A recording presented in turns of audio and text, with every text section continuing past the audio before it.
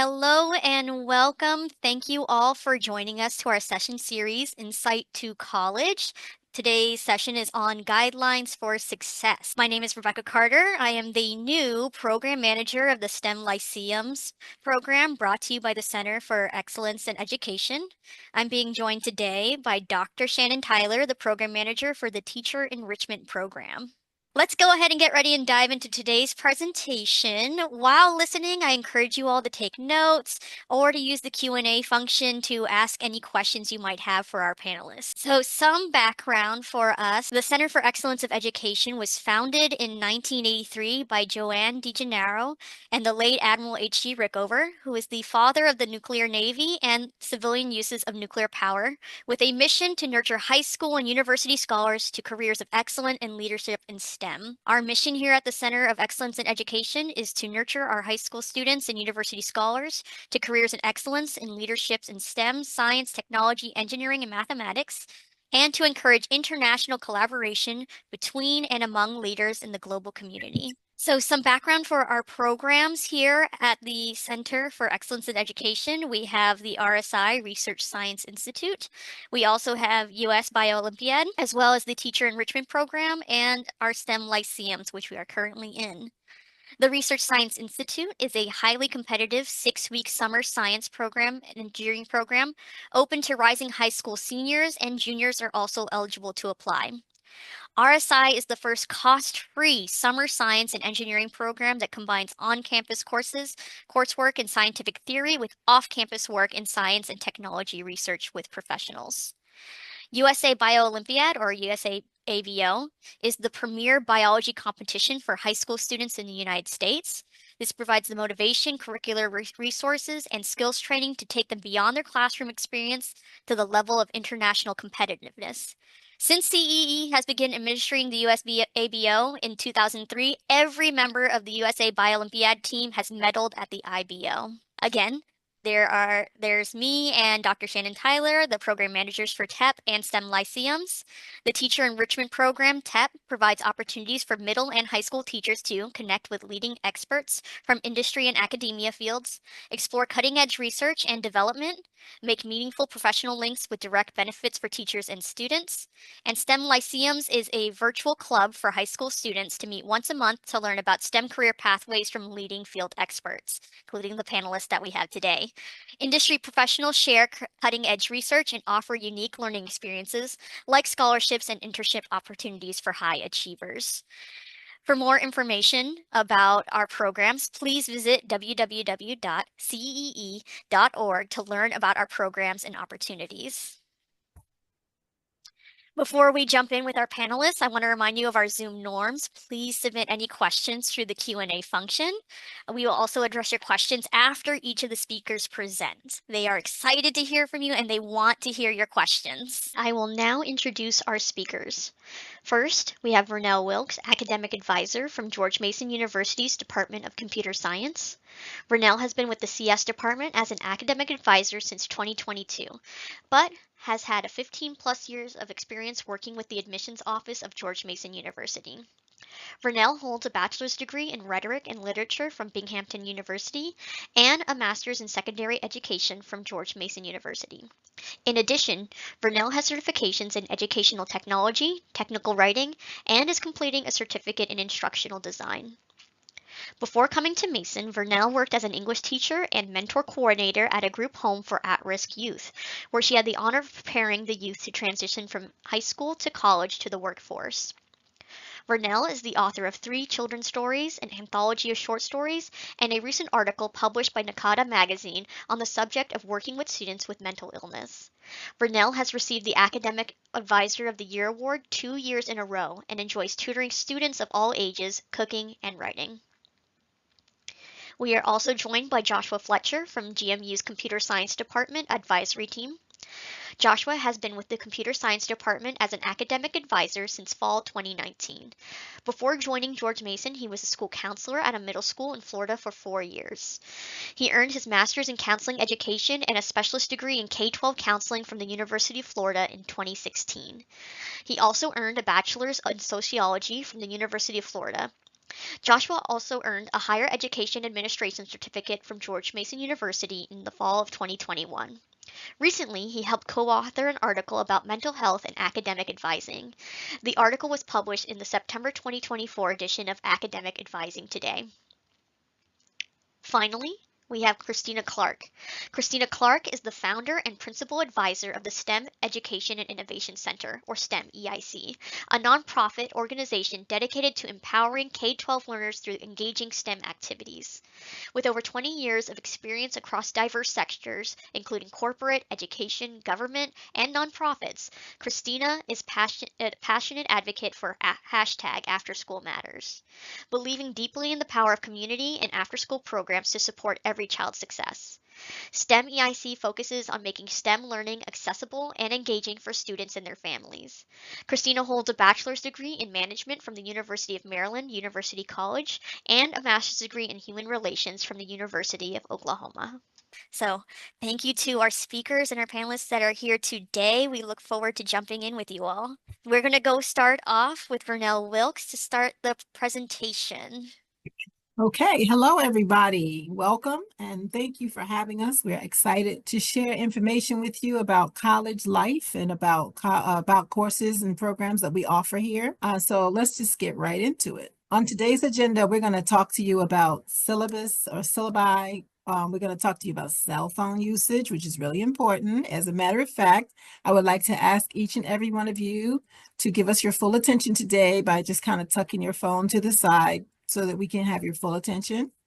We're going to talk to you about study habits, how to develop really good study habits while you're in college. We want to talk about the honor code. Does anybody out there know what the honor code is? Just put it in the chat for me as I continue, okay? I'd like to see who knows what the honor code means. We're going to talk to you about the importance of attendance, because once you get to college, nobody tells you anything about how many times you should go to class or how often. We're going to talk to you about self-development, strategies for success at George Mason. Then Josh is going to share the GMU Computer Science Department programs that we offer, what we offer is computer science. And also we're going to talk to you about how to apply. I don't see any notes. Anybody tell me? I don't see any. Okay, so just tell me if you know what honor code means, but we'll keep going. So a syllabus is definitely a very important document that you will receive in every single one of your classes. It is definitely the piece of paper that tells you everything you need to know about your course, including your teacher's office hours, which is really, really important. I'll talk about that in a few minutes. But it is important because it's like everything you need to know, like what assignments are coming up. Deadlines are really important. You must read this document thoroughly. Pay close attention to those deadlines. Once you get to college, you may think that a deadline, you have 1 week. If you have a week left, you are okay, but you're really not. You need to give yourself at least 2 to 3 weeks before that deadline, okay? Oh, I'm going to talk a little bit about office hours too. Office hours are important because your professor is actually tutoring in those office hours. So if you're sitting in a class if you think that you don't understand something, your professor's office hours is where you should be, okay? Because they're going over all of the work. So that's a real important piece of information on your syllabus. So please take that part seriously. All right, let's talk about those cell phones again a little bit. We want to encourage you to train yourself now to put your phones down during class time and study time and meetings. Many times people come into our office with their cell phones and they can't concentrate because they're just so busy looking at something on their phone. When you do that, you're missing information. During orientation, put your phone down because you're going to miss a lot of information that like deadlines, like just some policies.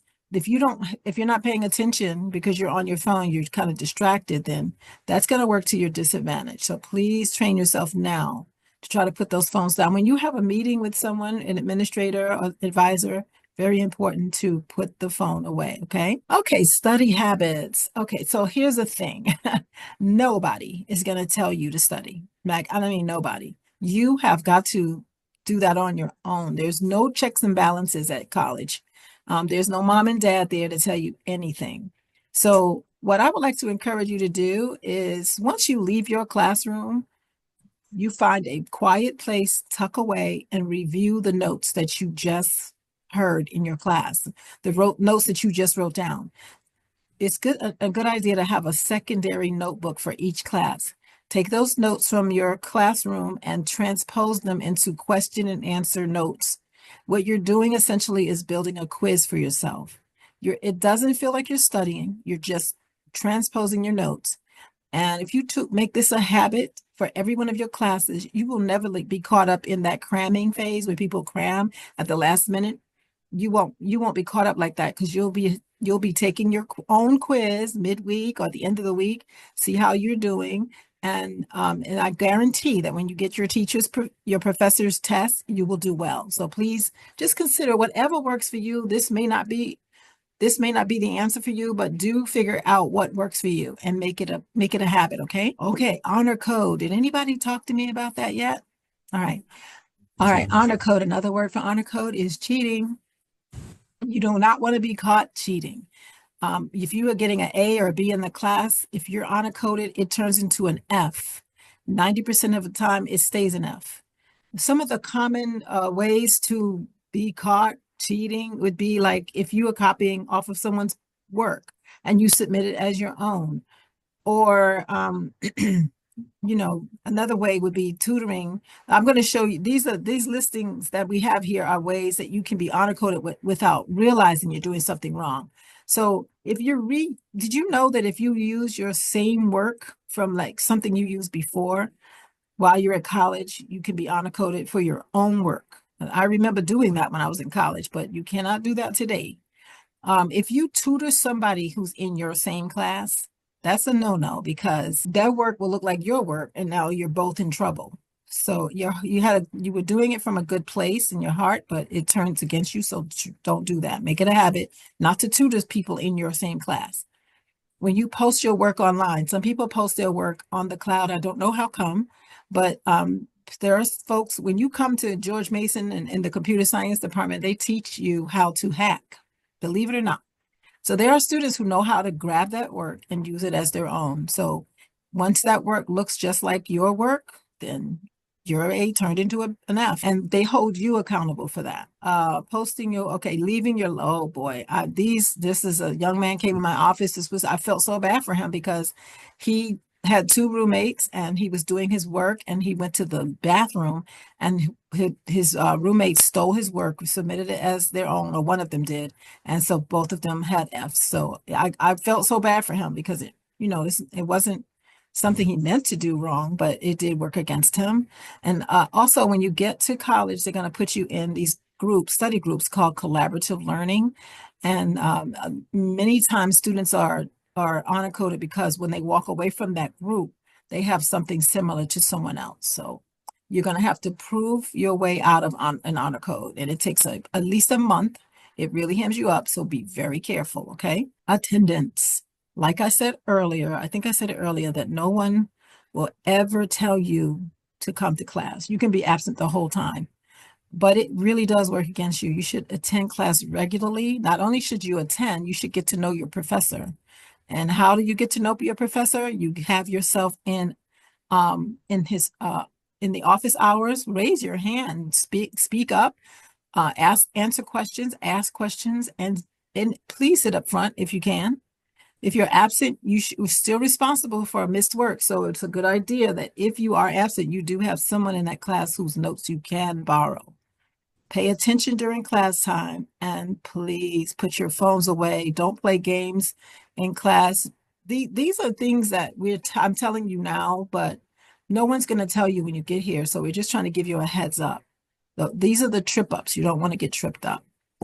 When you're at college, you can participate in all kinds of self-development. And this is a wonderful time of your life, whether you know it or not. You just don't know it yet. A Yeah, lot of students agreed. don't know it yet. Agreed. This is a time for you to use your college time to grow, get involved, explore other majors that are right. Because if you're in computer science and you're not feeling that it's a good fit for you, you have every right to change your major. Please, please choose your friends wisely and consider getting in leadership roles, because when you get out of here and you show your resume to the powers that be, for those folks out here who want to hire you, they want to see that you have leadership qualities. So becoming a Patriot Leader, an RA, resident assistant, and joining clubs is a good idea. Also, internships as well to show you have to have experience. So you could leave GPA, you could leave Mason with a 4.0 GPA, but if you have no experience, you don't show no leadership skills, you're not impressive to the employers out there. Most of all, have fun. All the work you do, we don't want you to go crazy just working. We don't want you to just get in here and just hustle. We want you to have fun. There's a lot of stuff on campus to do. There are concerts and there are career fairs, and colleges offer so much opportunity. There's so much to do. Most of all, I want you to remember that we have about 3 pages of resources for you.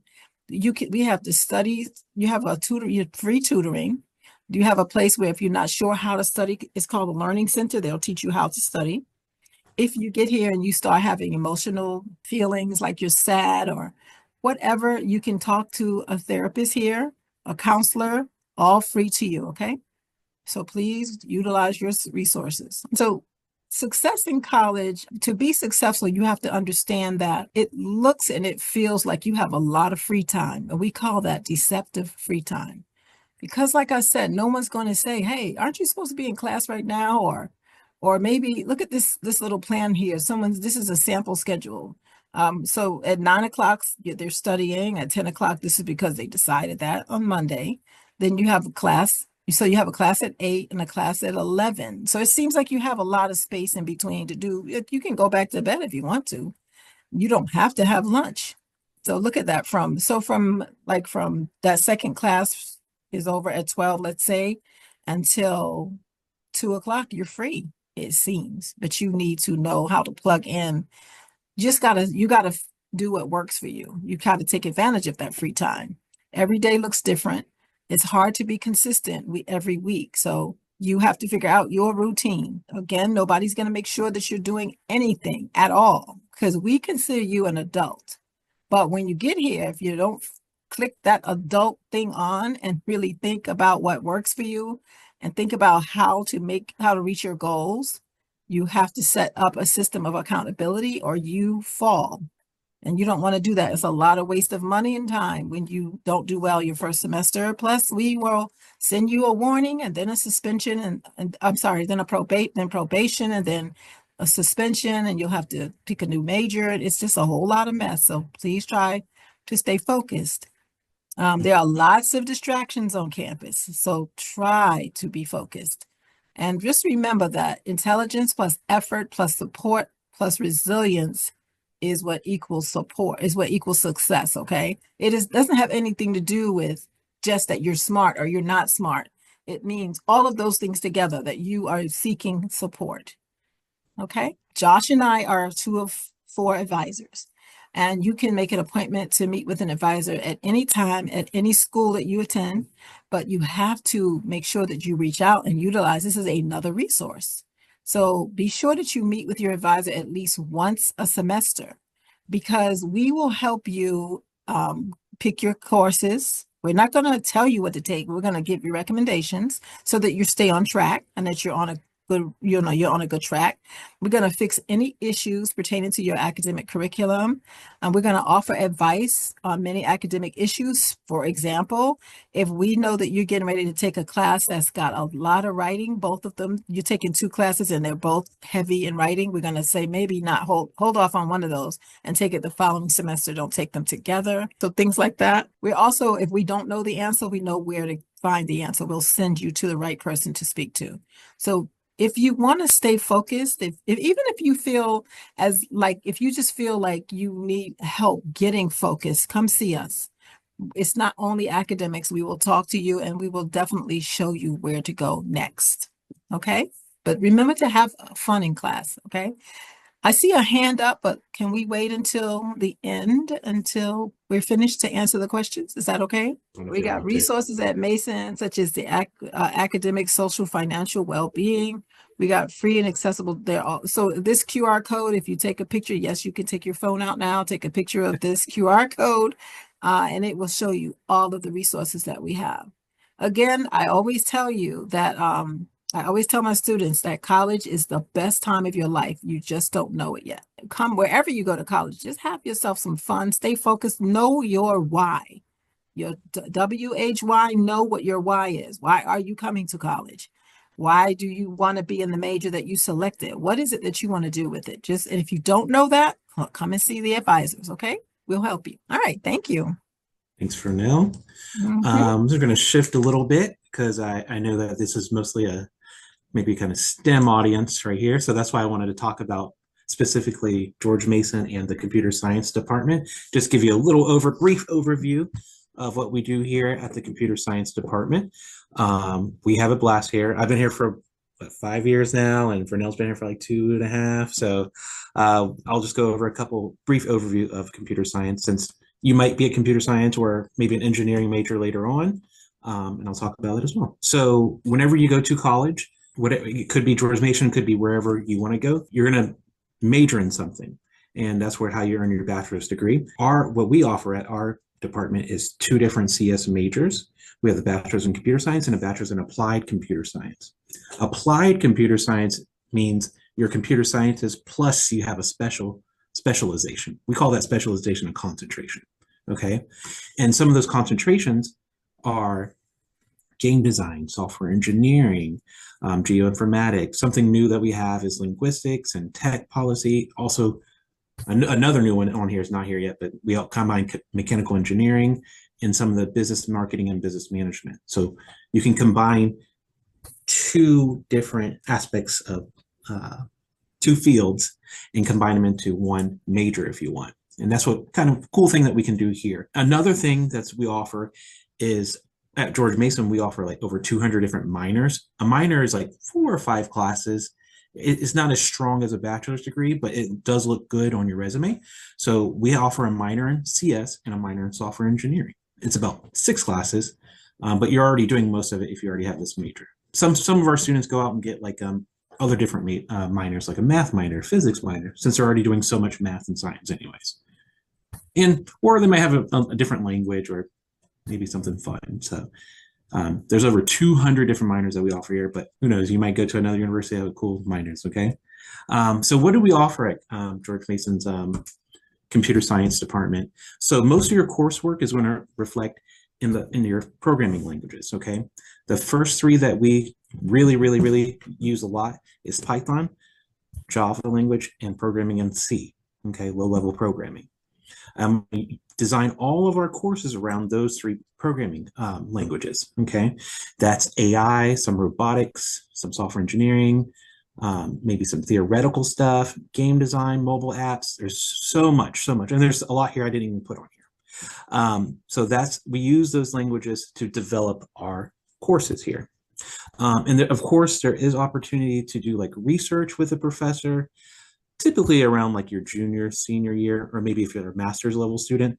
And they go out to do like events and stuff, and you would be featured in their papers and stuff. It's really cool opportunity, but it is offered. We also offer like some student clubs within CS. So like Girls Who Tech, or maybe Patriot Hacking Club. It's a lot of different great clubs and opportunities to get involved within your own major. Okay. If you are looking to do George Mason, to get in for the our department is under the College of Engineering and Computing. So they want to see at minimum, I put some links here as well, that you have math for all 4 years of high school with a minimum score for your SAT of 550 and 26 for ACT, but the higher the better. If it looks better, it's more likely you're going to get into the major that you want. Another good opportunity is taking those AP and IB tests. Maybe if you're in an IB school or a school with just APs, they look really good. And if you get like those 3, 4, 5 scores, it looks really good, and you're saving a ton of money by doing those courses. Another opportunity, this is what I did for my high school back in the day. Maybe you want to dual enroll. I'm going to say this specifically for like, so Northern Virginia Community College or any Virginia community college, really. We do have dual enrollment courses, or a way for a student can go to the local community colleges, take some courses, and transfer that over to both their high school and their college of their choice. And all courses do transfer over to Mason. This is a way for what I see the most people take care of is like English 101, maybe some calc, maybe some history. There's a lot of different courses that they can take. And I've seen a lot of more juniors and seniors take this option. It's really, really, really way to save a lot of money. If you have a question, one of our questions, if you want to put in the chat, what are some high school courses that will help you save money and time? And I'll say specifically for like a STEM major, what are some courses that you can take? AP Calculus, I think it's AB and BC, of course. That's wonderful. That's a great one. Maybe some AP Sciences. That's good. There's also, if you have like your AP Lit or AP Language, that's another good one. So you can go ahead and take care of maybe 2 English courses. There's a lot of good. Also history and psychology. Oh, everything. Yeah. Yeah, those really good. Those transfer over. And we then had a student save, she saved a year and a half. Yeah. She had brought in 30 AP and dual enrollment and all kinds of different classes. So she saved a lot of money and a lot of time. Yeah, for sure. Now, just to put in a little plug here. So like if you are interested in stopping by, maybe visiting Mason, we're doing like an info session. Just call it our visit day. And I'll put this in the chat as well. You get to do a little tour. You also get to have lunch with me and Vernell for free. That's a cold lunch, right? No, it's a hot lunch. So it's a way but it's also a way for you to look at all majors, not just like computer science, but all engineering majors at Mason in February. And they're taking registration if you want to register now. I'll put that in the chat as well, so y'all can have it. And you can meet both of us that day, maybe get some swag items from us as well. It's a cool day, But thank you very much. Thank you. Good job. We'll keep answering. Thank you all. That sounds like a very exciting opportunity to have lunch with y'all. All right, we are going to shift on over to Christina Clark. We are located in Northern Virginia. We specialize in after-school and summer programming. We're hoping that all of you are involved with any type of after-school STEM programming, any type of summer programming. This helps you to explore, discover, and innovate the future of where your pathways will take you. A little bit about us. Our mission is to make sure that we offer affordable, quality after-school programs through hands-on experience. We hope to excite and engage all of our future STEMists wherever they are. We know everything that we do is not always about STEM, but what we like to do is make sure that everybody understands what it is, understands the STEM mindset, and where the possibilities are for their future careers. Here's a little bit of our team.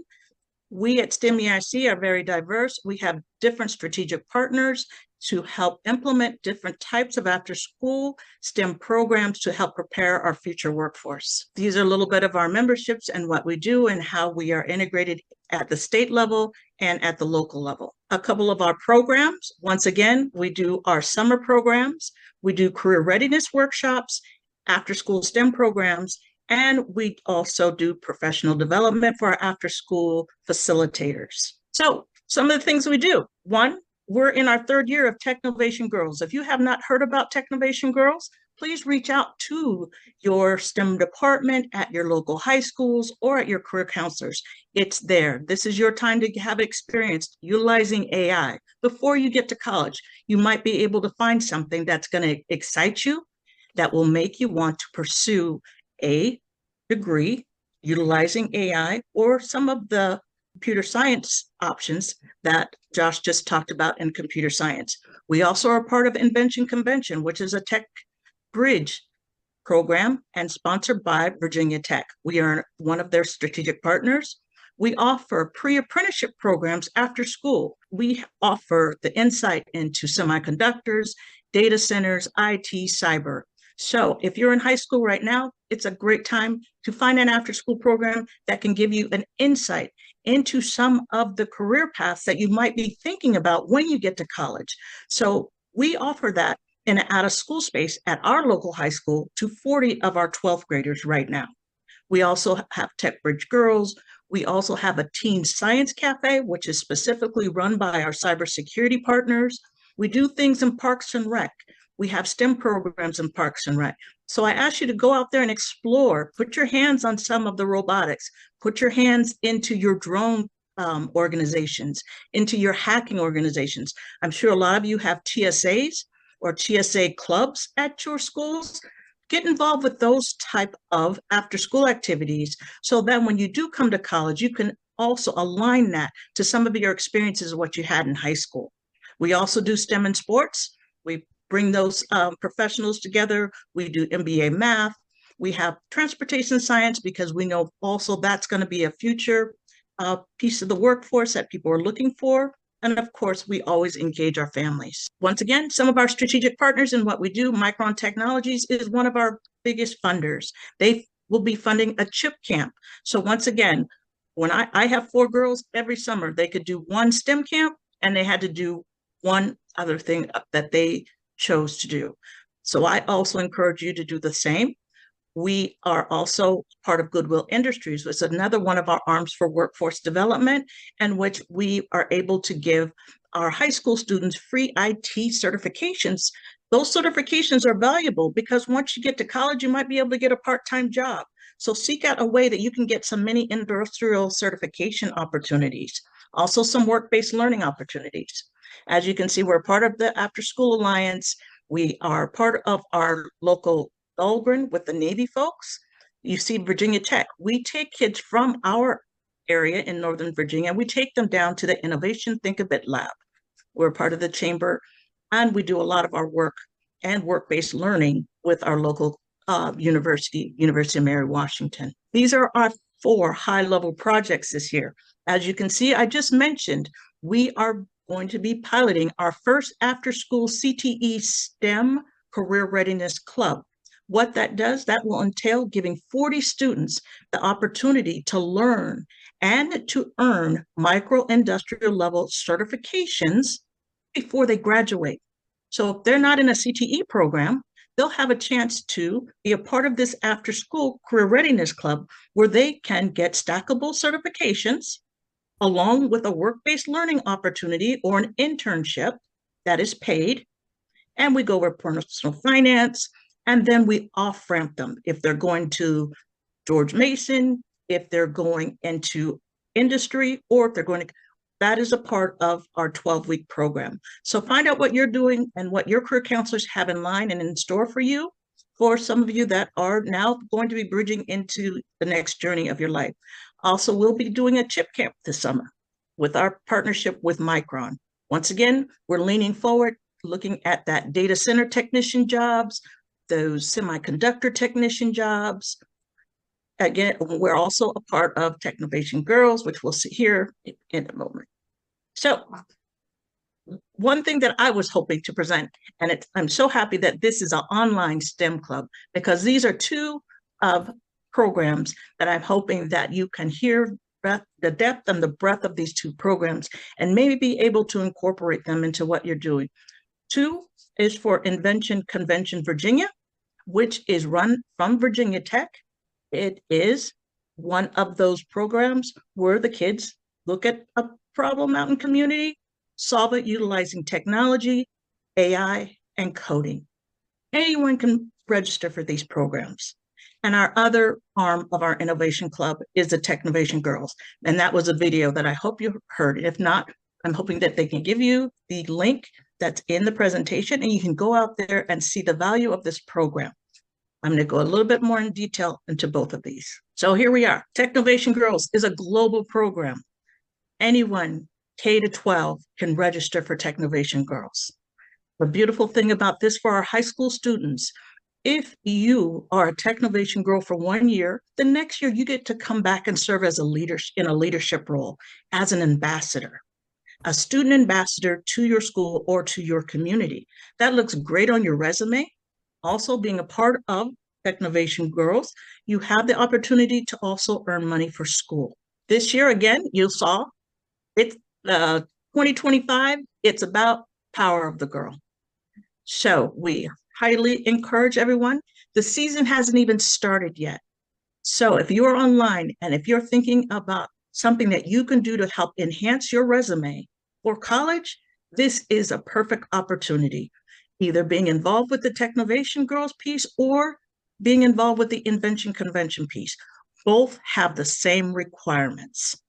This picture here on the right is last year of some of our elementary school girls who won state awards with their creations, utilizing AI, coding, and technology.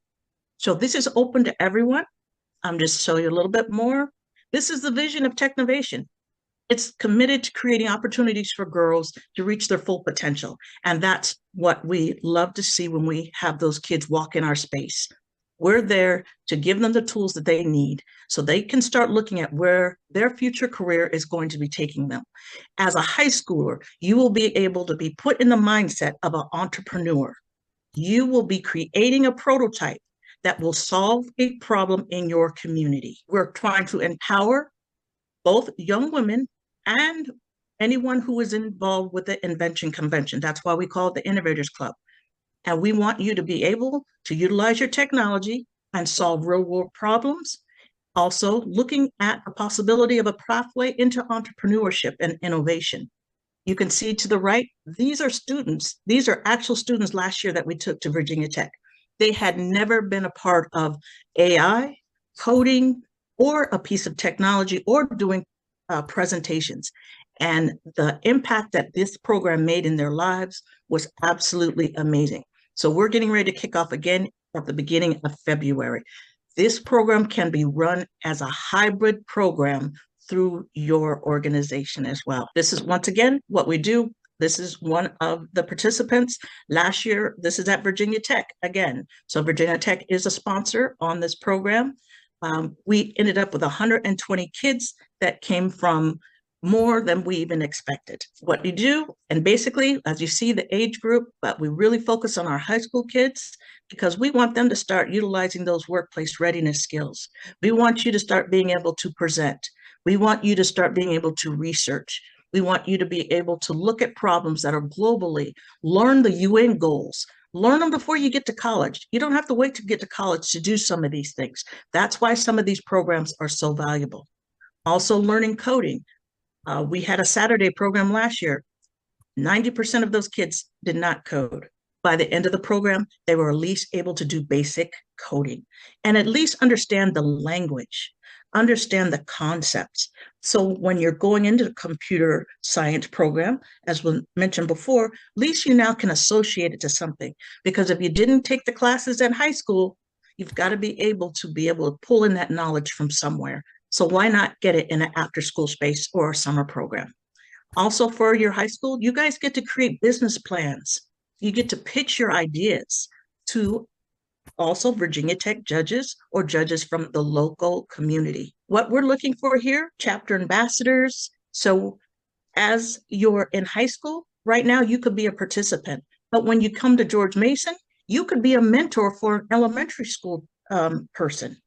You could take this and be a part of this program until you graduate from high school and then carry it on in another role once you get into college. These are the global, last year, we didn't have anybody from Virginia that proceeded on, but the finalists that came and the amount of projects that were submitted all by girls who just did their research, presented their projects, and pitched it well. So we have even a double amount of girls that are coming back this year and participants in Invention Convention. Once again, it's 40 hours. Our mentors, we meet on a weekly basis. We go over solving a problem. Everything about the engineering design process is all encompassing in this curriculum. We teach you how to code. We bring in coaches from MIT. We bring in coaches from Virginia Tech. We introduce the research of an entrepreneurship. What if you create something with a prototype and you pitch it and someone likes it? Now you've got something because now they're coming to you to say, okay, we can fund your prototype and make it become fruition. And that has happened as well. And we learn about PII. As a matter of fact, Virginia Tech brings in that piece. We work with the patent office. You get to learn about each step of the process throughout this whole 12 weeks. And it's a holistic approach from the families to the schools to everyone that's involved with this. This year, I'm giving a student alumni out of Chantilly, who's recent, who hasn't even graduated yet, but she's been a part of Technovation Girls for 5 years. And she's won regional level competitions. So imagine she started when she was in 6th grade and she's still part of this program. These are what the requirements are: 100 words, a pitch video, a technical video, a business plan, and a learning journey. That sounds simple, but the amount of work that you do when you're with us, you won't even feel it, because once you come in the room, everyone's there, everyone's focused. We only meet 2 hours at a time, and the rest they do hybrid. So this is another advantage to the program. These are examples of 2024 projects. Somebody did an invasive weed recognition. As a matter of fact, one of our girls last year created a sensor for the Rappahannock River. We had another team locally in Arlington. They created a sensor for rowing, for the rowing crews, so that parents can see where the rowboats are. They made it to state. But look at the different things that these individuals came up with. You too can do this as well. Here's the program timeline. As you can see, we haven't even started yet. That's why this presentation is perfect. You're free to start an online club. You're free to start a club locally, or you can go online and register with just you and your friend and be at large. But this is an opportunity for you to utilize some of those skills that you've learned over high school and put them to use. So if you want to learn more, here's how you would register. Here's the curriculum. If anyone at George Mason wants to become a mentor, all the mentor resources are there. Everything is free.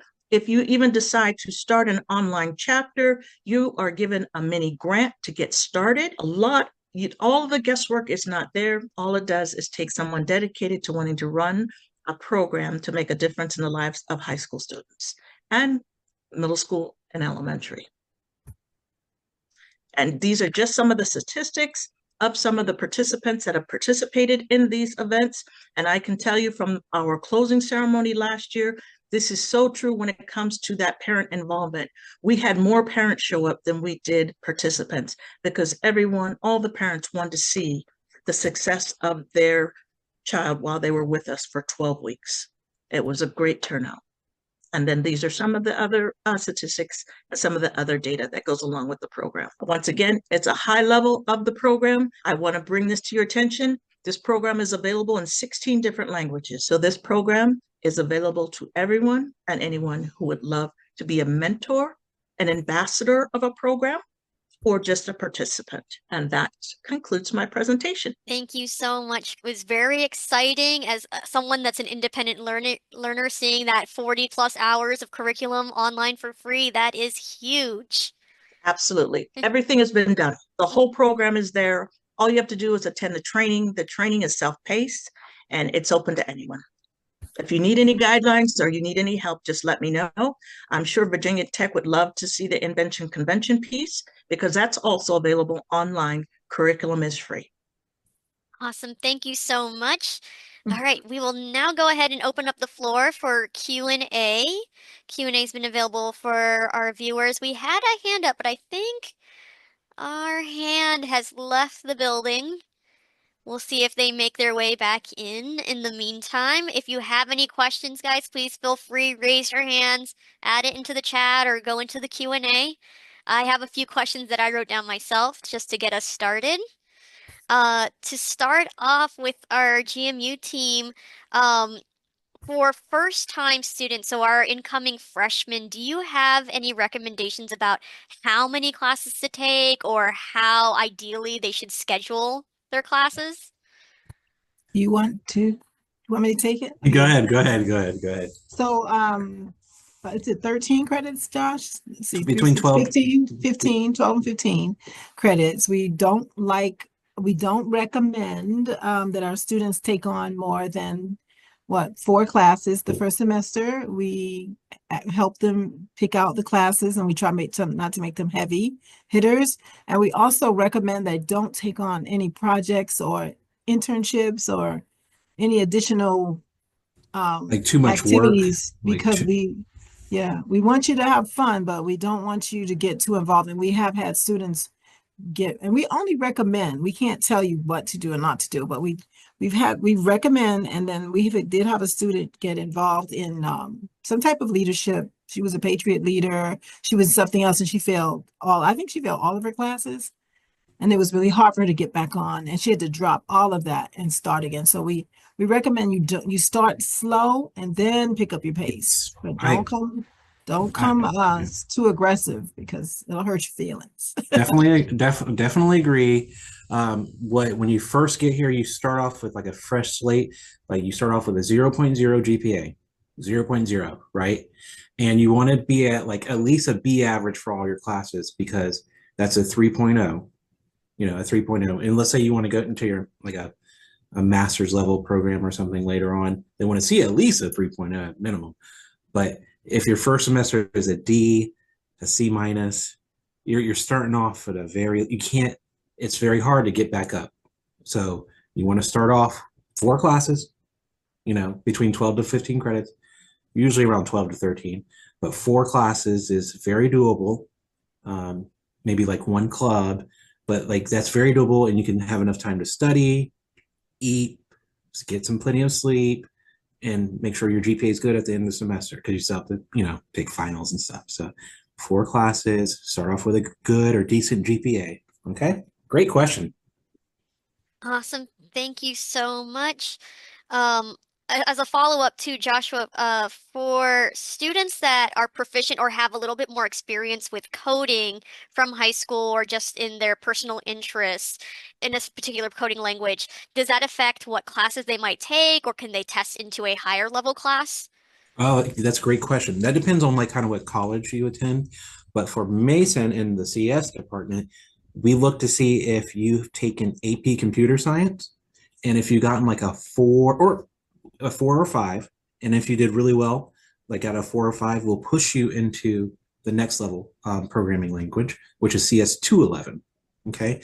The other part of that is let's say they dual enrolled and they took like our intro to programming class equivalent at like Nova, then we'll push you to the next level again at the 211.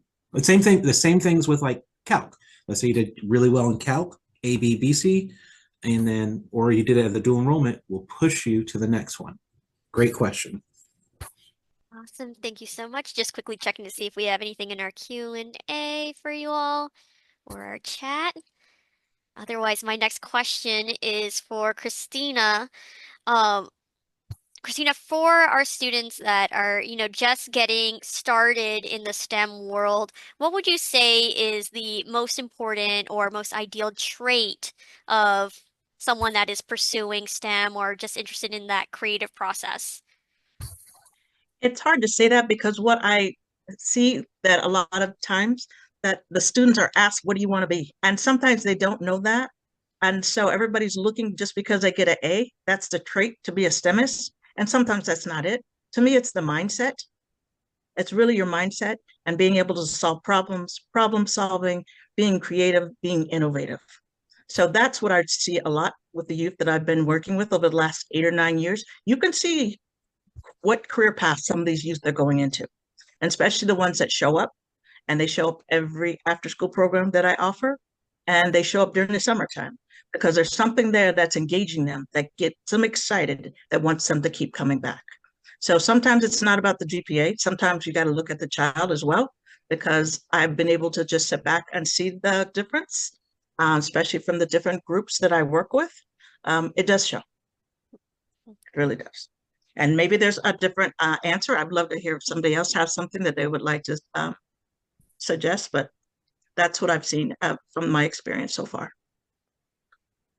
It sounds like we're looking for grit, determination, perseverance. Absolutely. All right, awesome.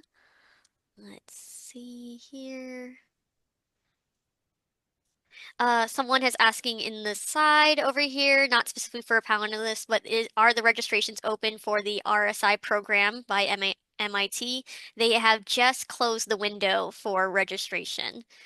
So we are not currently in session for RSI. They just closed the window. Rebecca, can I throw something out there? And it's Go only ahead. because it is a short timeline. I've been offered, if anyone is interested, and Georgetown is offering internships this summer, but packets have to be in by January 20th. So I thought this would be a great group to announce that. And if you need that information, I can send that over to you.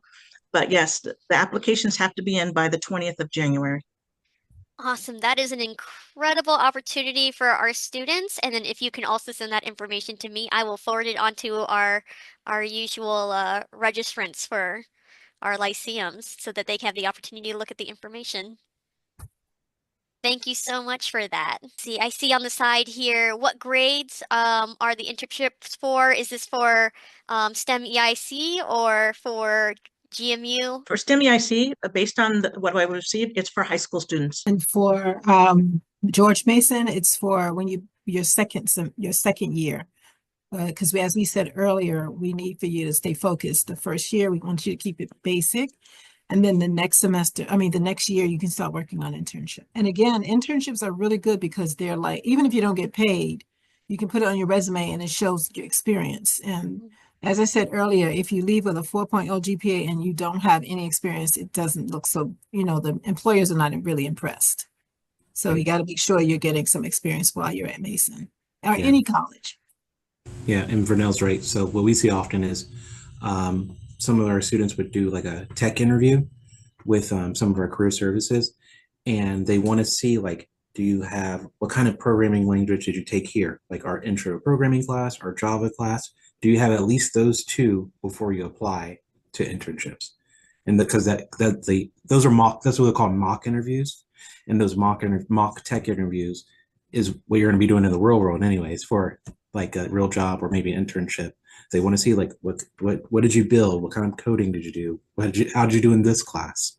They'll ask that question. A follow-up question that we have here is, are there any recommendations for getting an internship in a field besides coding?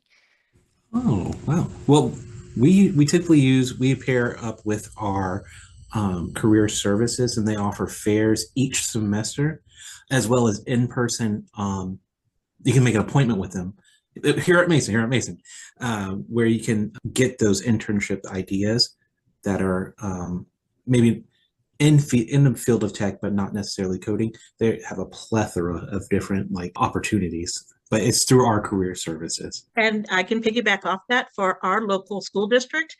Twice a year, we have an internship fair, and at least 1,000 12th graders show up every year. So we just did our October, and we're getting ready to do the next one in February. Work-based learning, go to your work-based learning coordinators. Every school has one because it's now becoming mandatory that everyone have a work-based learning opportunity before they graduate. So they're out there. You just ask and the resources are out there, and just make sure you're getting in touch with the right folks, especially your career counselors. But now really your career counselors are so overwhelmed. That's why everyone has work-based learning coordinators. So find your work-based learning coordinator at your high school. A February internship fair is an incredible opportunity. I hope they take advantage of that. Right? Anybody else? Those were some really great questions. Right? Anybody else? Last call. It looks like there are 2 questions in Q&A. Is that right? Let's see. Oh, here we go.